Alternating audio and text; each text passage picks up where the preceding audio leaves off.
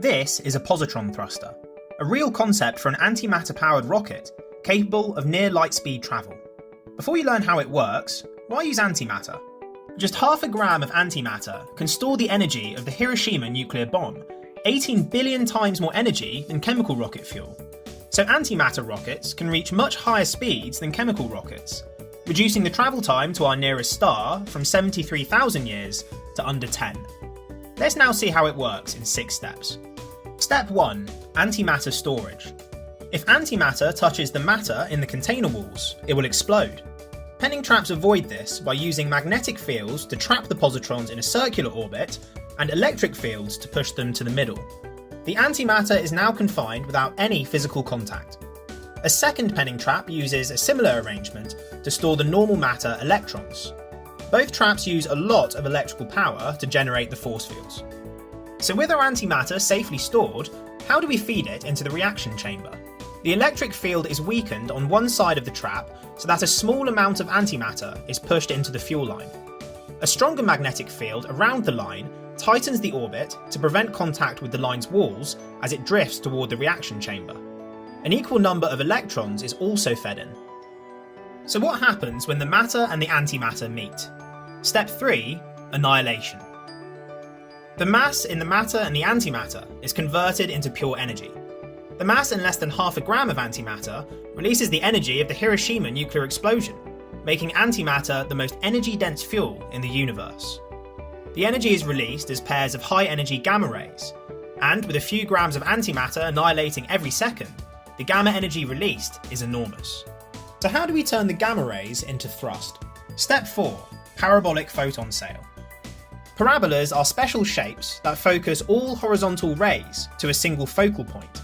For example, the James Webb Space Telescope focuses light onto a camera to capture detailed images of the universe.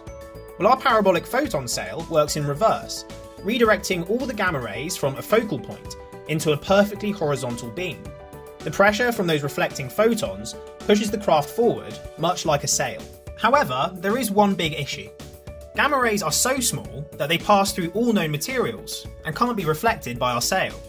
To reflect, they must be at least 41 times bigger. And this takes us to step 5, Compton scattering.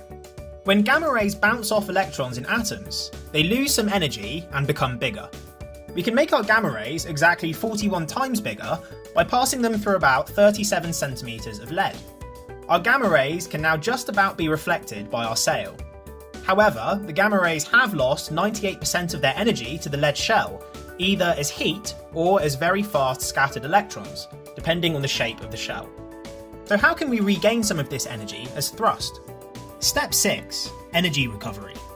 If most of the lost energy is heat, we could use it to heat a propellant and fire it out of a nozzle, very much like a traditional rocket. But if most of the energy is lost as scattered electrons, we could use a magnetic field to reflect the electrons backwards and generate thrust. So now we have a fully working positron thruster. But how much antimatter would we need for an interstellar mission to our nearest star system, Alpha Centauri? Let's say our ship has the mass of the International Space Station.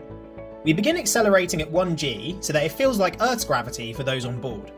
The acceleration phase uses 700 tons of antimatter, or 16 grams a second, the energy of 42 Hiroshima bombs every second. The ship quickly gains speed as it passes through and leaves the solar system. After 1.3 years, the ship has reached 70% light speed. At these speeds, relativistic effects make things seem weird on board the ship. The universe seems squashed by 29%, objects ahead appear bluer, and behind appear redder, and even time slows down. The engines are now switched off, and we coast along at 70% light speed. This phase lasts about 5.5 years for those on Earth, but due to time dilation, only 4 years passes for those on the ship. Finally, the ship flips around and begins decelerating, again at 1g, but this time only using 290 tons of antimatter, or 7 grams per second. After 8 years on Earth, or 6 on board the ship, we finally enter the Alpha Centauri system and come to rest. In total, we've used 1 million kilograms of antimatter. This much antimatter would currently cost $250 quintillion, and due to extreme electrostatic repulsion, would be nearly impossible to store. But there is an antimatter thruster which addresses this issue, the Pion thruster. Thank you for watching. Please like and subscribe if you enjoy my videos.